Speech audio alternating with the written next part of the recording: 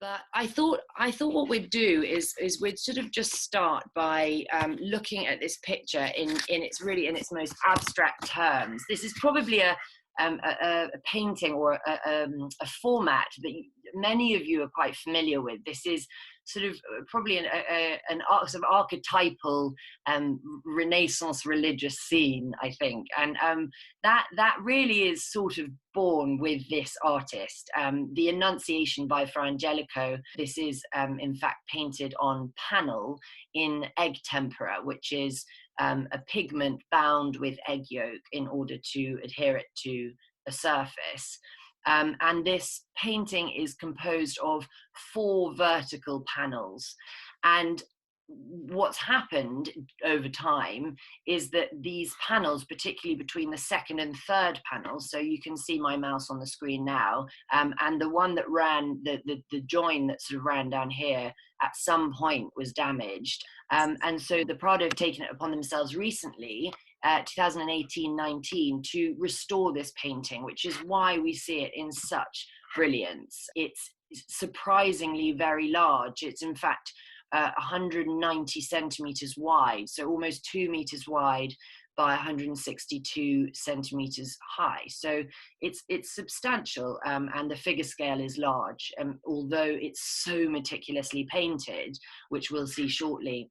As a sort of celebration of the restoration, there's a company based in Madrid called Factum Arte who sort of want to scan works of art or objects of interest, and sort of preserve them in digital format. And so Factum Arte have actually gone in there and made not only a very high resolution scan of this painting, but a 3D scan of this painting, so you get a sense of the undulations of the surface. And that's the image that we're looking now, which they so generously have provided on their website. So you can see, just as an example, the quality of this image. You know, if you zoom right in, you really can get a sense of the texture of this part of the painting, which is one of the most majestic elements, which is the gilded wing, the gilded feathers of the angel Gabriel, and you can get this this sense of the indentations beneath the gilding. So there's really such merit in having images like this for the purposes of study and sort of for future generations. The Annunciation, this is the moment, of course, that the angel Gabriel informs the Virgin Mary, or informs Mary, who is a virgin, that she will be the mother of Christ, of Jesus Christ. It's a short passage in Luke, and I thought I would just read the text, because of course these images are they are devotional images. You know, in the early 15th century, when this was painted in around 1426, these images really are they have a very active purpose. They are not simply to be looked at as beautiful objects as we are doing, but they are kind of preaching tools as well. So as I say, from Luke, in the 6th month, God sent the angel Gabriel to Nazareth, a town in Galilee, to a virgin pledged to be married to a man named Joseph, a descendant of David. The virgin's name was Mary. The angel went to her and said, "Greetings, you are highly favored. The Lord is with you." Mary was greatly troubled at his words and wondered what kind of greetings this might be. But the angel said to her, "Do not be afraid, Mary. You have found favor with God. You will be with child and give birth to a son, and you are to give him the name Jesus. He will be great and will be called the Son of the Most High. The Lord God will give him the throne of his father David, and he will reign over the house of Jacob forever. His kingdom will never end." "How will this be?" Mary asked, "since I am a virgin?" The angel answered, "The Holy Spirit will come upon you, and the power of the Most High will overshadow you. So the Holy One to be born will be called the Son of God. Even Elizabeth, your relative, is going to have a child in her old age, and she who was said to be barren is in her sixth month. For nothing is impossible with God." "I am the Lord's servant," Mary answered. "May it be to me as you have said." then the angel left her. So that is the passage that we are looking at least in this part of the painting. I should also mention at this point that here on the left-hand part of the screen, we can see the expulsion of Adam and Eve from the Garden of Eden. So we have in one picture frame, we have an Old Testament and a New Testament scene. We have a moment from the book of Genesis, the expulsion of Adam and Eve by God from the Garden of Eden. And of course, we know that they are sort of representative, or at least, the temptation of Eve and offering the apple to Adam, and their subsequent expulsion is representative of the sin of man and the fall of man, as it were, and human damnation. So we can see them kind of leaving the picture frame, leaving this holy space. And conversely, what we have on the right-hand side, or at least for 2/3 of the picture, is the Annunciation, the most sort of holy of scenes, and Gabriel informing Mary that she will bear the Christ child, who will, regain or at least save the human race. So in one image, we have these two moments. And what's wonderful is the garden very much doubles up, which we'll talk about a little bit more, both as the Garden of Eden and as what is known as a hortus inclusus, which means a kind of a small enclosed garden of purity and virginity, which is representative of the Virgin. So in these Annunciation scenes, often you do find these small sort of outdoor spaces. Although the angel Gabriel visits the Virgin in her own home, we have these sort of small enclosed gardens, which are representative of her chastity and purity. I think I'll start, before we start looking at some of the details, just by talking a little bit about Fra Angelico. So he was really active, or alive at least, for the first half of the 15th century, what's known as the Quattrocento in Florence.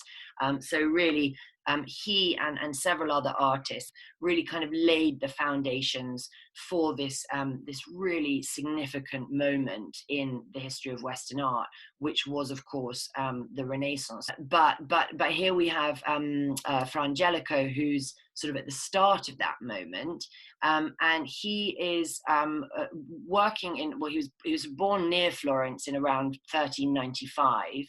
And in the 1420s, he actually becomes part of the Dominican order in a small town called Fiesole, which is just outside of Florence. And he sort of moves to the convent of San Domenico, which is a Dominican convent, in which he was of course, a friar. Before he goes up there, he's actually trained with a Sienese artist called Lorenzo Monaco, who was an illuminator, a manuscript illuminator, as well as an artist. So he trained with him in kind of manuscript illumination, and then he becomes part of the convent. And in 1428, Masaccio, who has really been a kind of leading figure in Florence, dies. And this is when Fra Angelico really kind of becomes the leading painter in Florence. What's so groundbreaking about Fra Angelico is he's working at this moment that space and the kind of the depiction of the rational depiction of space and depth in painting is really being experimented with, and of course Masaccio, who is the leading painter until he dies in 1428, as I mentioned earlier. He really is experimenting with this kind of mathematical geometry and perspective in his paintings, and added to which, of course, you have artists such as Ghiberti and Alberti and other very sort of key figures who are experimenting not only with architectural space, but also with perspective and space in painting. Of course, the main major commission at the start of the 15th century was the baptistry doors in Florence at the turn of the century, at the beginning of the 1400s. And this was a competition between Brunelleschi and Ghiberti.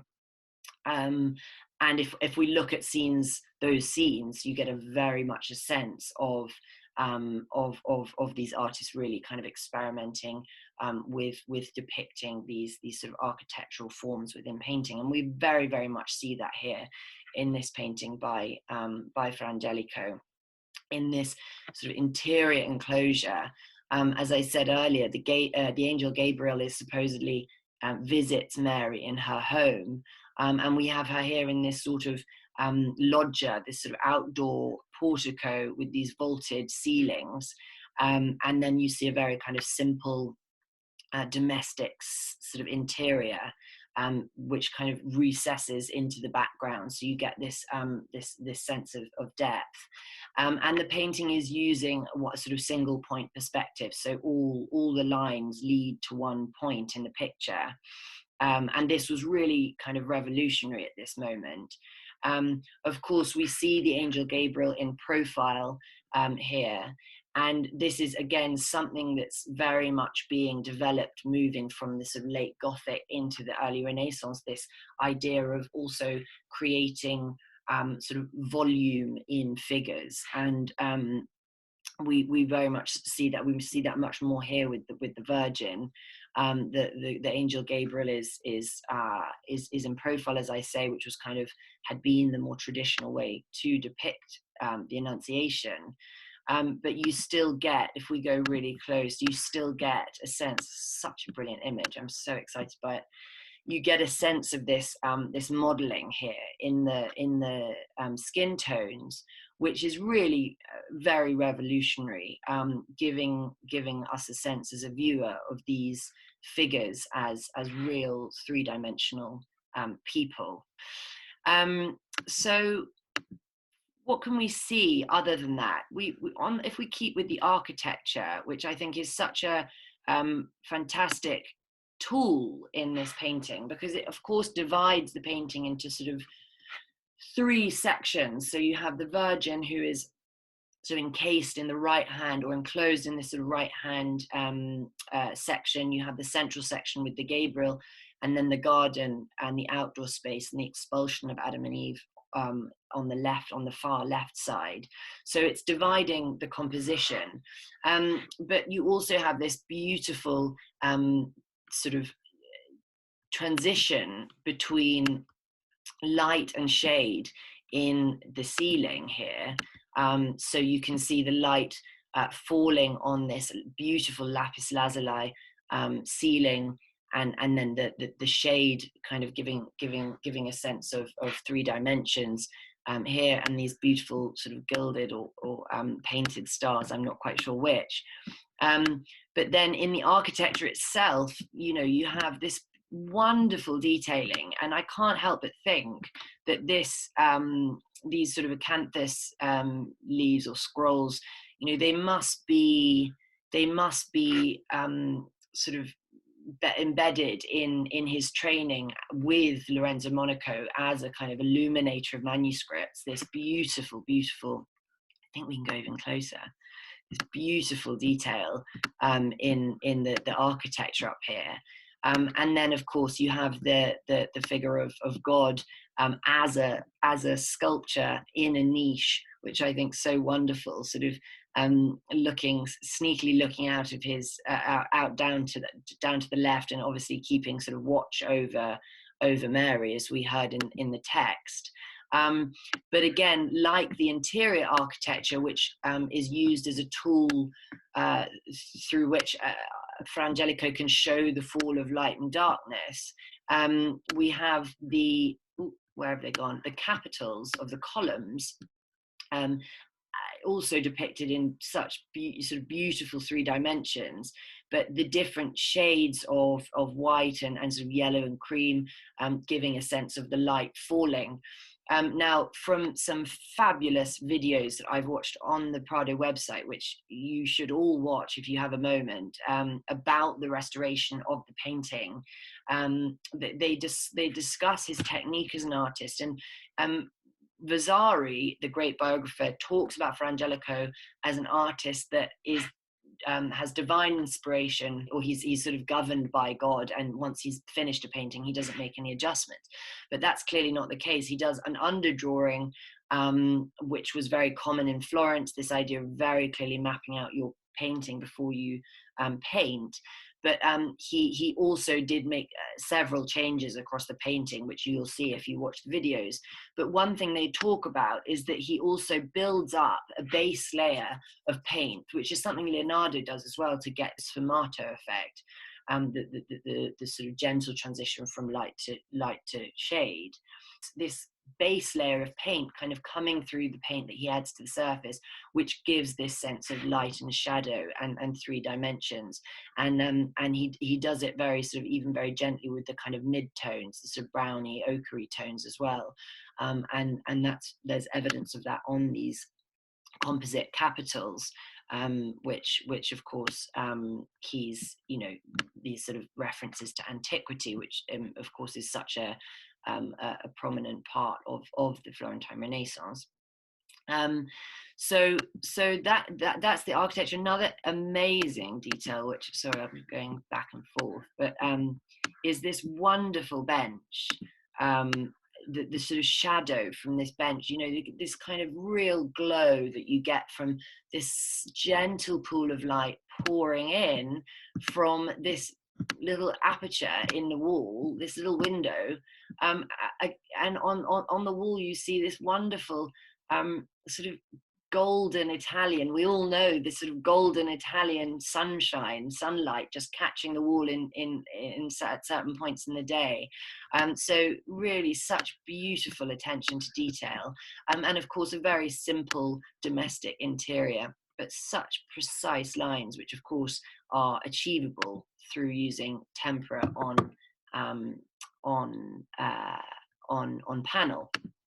He's of course got sort of heavenly celestial rays coming off him, and then he has these magnificent wings which are in fact gilded. And one thing that Fra Angelico is very revolutionary with is that he's not often, in the sort of late kind of Gothic period, the artists were using, particularly his master, Lorenzo Monaco, using this sort of gold ground as a background, whereas here he paints the background, which is very revolutionary, allowing himself to give a sense of space and depth.